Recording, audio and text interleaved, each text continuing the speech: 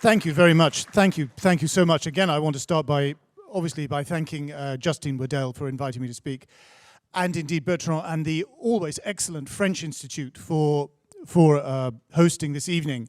And it is my, how shall I say, diplomatic hope that it might induce or inspire our very own BFI or our BAFTA to do something of the sort themselves. We're here tonight to pay tribute, to honor a great Ukrainian director, Lapisa Shepitko, who with this wonderful debut movie that she made in 1966, Krylya, or Wings, created something sad and gentle and tender and lovely and comic and rather beautiful.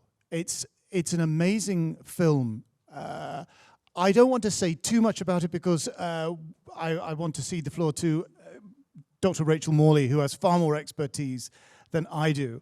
But I want to briefly notice the wonderful lead performance by Maya Bulkarkova as Nadezhda, the rather amazing performance as the headmistress and former World War II fighter pilot, who finds herself carried back into her past, carried upward into her past, up into the clouds, into a youth and a young womanhood of martial idealism. I should also say a couple of things about the film. One is, and you'll see it when you watch it, it has, I think, the most sad and lovely marriage proposal scene I think I've ever seen in the movies.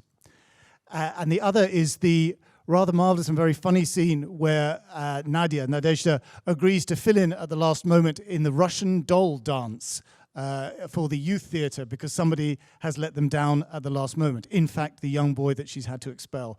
That is such a lovely scene. It's a masterpiece of a scene. I want to say very briefly, in a general way, of course, we honor Larisa Shepitko right now at this moment, at this historic moment. We honor her status as a great Ukrainian artist. But of course, this film was made in 1966. Of course, the energies and loyalties of this film, of course, are Soviet. Its center of gravity is, in a way, wherever it was filmed, its center of gravity, its center of ideological gravity was the Soviet motherland. But I think the point, surely, is that Shepitko was not a Ukrainian in that boorish and aggressive and absurd ethno-nationalist sense that Vladimir Putin has fabricated and faked in order to justify his grotesque attack. Not at all. She was somebody who was forged in the crucible of the Second World War in fighting the Nazi menace.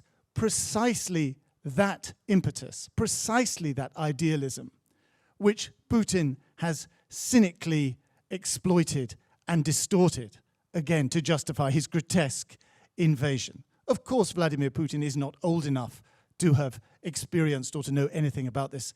The only uniform he ever wore was that of a KGB officer policing his own people. So it is with that feeling, that idea in my mind, and I think everybody's mind watching this, is that this is such a humane film. This is a film that came from a great Ukrainian director, but also somebody whose sympathies and whose artistic inspirations float free of that. She is somebody whose work speaks to all of us. A great and a wonderful and a humane film. So on that note, I want to cede the floor to our expert, the terrific Dr. Rachel Morley. Thank you very much indeed. Thank you.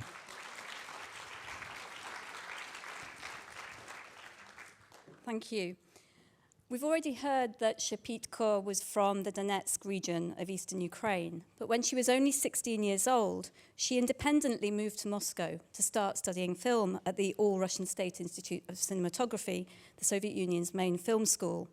Here she found herself part of a new generation of young filmmakers, men such as Andrei Tarkovsky, Sergei Parajanov, and her eventual husband, Elem Klimov.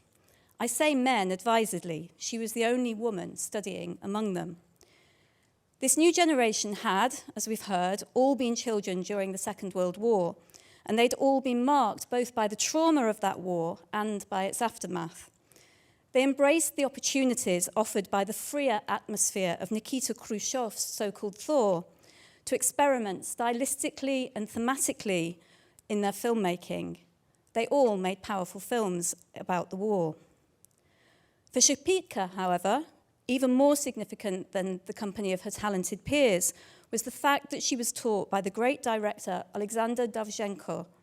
Dovzhenko was also from Ukraine, and Shapitka clearly felt a kinship both with him and with the vision that he expressed in his films, which celebrated the Ukrainian folk heritage and, through their austerely poetic visual imagery, foregrounded the beautiful natural landscape of Ukraine with its vast fields and expansive skies.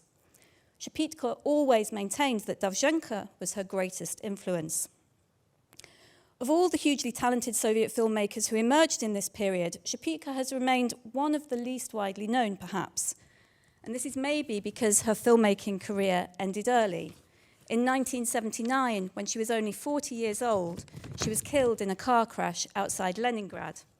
She left behind her a child, a husband who would continue to champion her work, and a small but brilliant body of work, just 4 feature films, all of which are landmarks in Soviet cinema. So the film we're going to watch tonight, as you know, Wings, is her first full-length feature film, completed after her graduation. It was filmed in the historic city of Sevastopol in Crimea, and produced at the Mosfilm Studio, released on the 10th of November 1966, when Shapitka was just 27 years old. Wings is set in the 1960s present of its making, and as you've heard, it tells the story of one of the most memorable women protagonists in Soviet cinema, Nadezhda Stephanova Petrukhina. Played by the extraordinary Maya Bulkarkova in her first major film role, Petrukhina is a woman in her early 40s who had been a fighter pilot during the war. Now, 21 years after the war's end, she works as the principal of a boarding school. She's a leading member of the local town council, possibly also a party member, we assume from that, and an outstanding member of the community. However, her black and white ideals about duty and the importance of the collective forged during the war when, as Shapitka herself put it, everything was brutal, definite and clear. An enemy was an enemy, and a coward was a coward. Petrukhina is therefore a relic of the past. She finds herself in this new era, which she struggles to understand. So while she's respected by members of the older members of her community, she finds herself at odds with everyone younger than herself.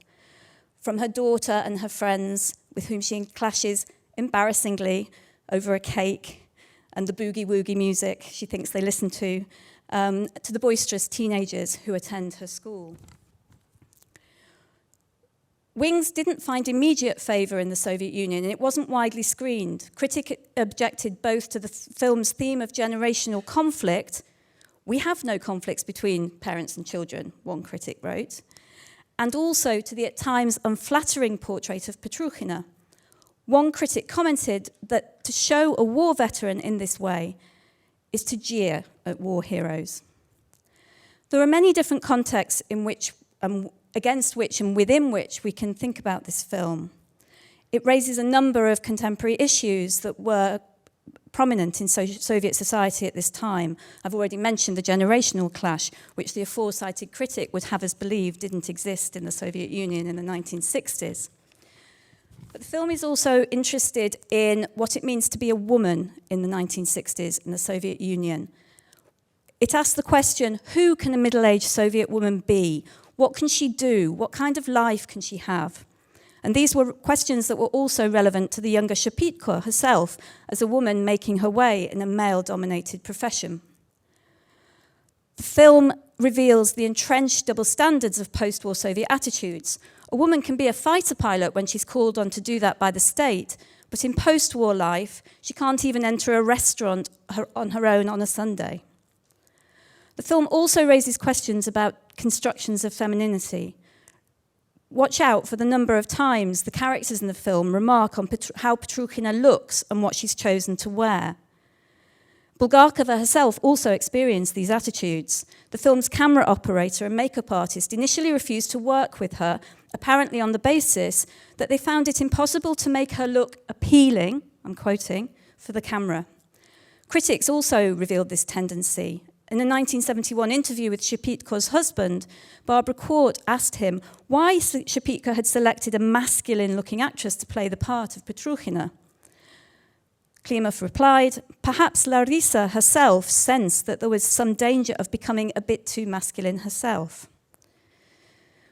Wings is also interesting in cinematic terms for what it reveals about the aesthetics of post-war Thaw-era Soviet cinema. It transforms one of the most dominant tropes of the Stalinist 1930s and 40s, that of the ideological significance and symbolism of flight. In this film, it becomes a lyrical metaphor and a vehicle for the expression of Petruchina's subjectivity, which enables the film's ending to remain tantalizingly open, not a feature of earlier Soviet films, inviting a range of possible interpretations. But this film is also a film about war. It's a film about loss in war, about the trauma this causes, and about the difficulty of overcoming that trauma once the war has ended and peace returns. The director mentioned this quote from Shepitka, but I think it bears repeating. She often spoke of her childhood in interviews, and when she did so, she nearly always mentioned the war. The war is one of my most powerful early impressions. I remember the feeling of life upset, the family separated. I remember hunger and how our mother and we, the 3 children, were evacuated. The impression of a global calamity certainly left an indelible mark on my child's mind. It's impossible to hear these words without being reminded, as if any of us really needed to be reminded, of what's happening in Ukraine right now. Lives upset, families separated, hunger. Mother and children evacuated while husbands and brothers and fathers remain to fight. A calamity that will leave an indelible mark on the minds of hundreds of thousands of children. This is happening now, not only in the Donetsk region, Shepitka's birthplace, which has already seen 8 years of war, but also since the Russian Federation's invasion of Ukraine on the 24th of February in other Ukrainian towns and cities.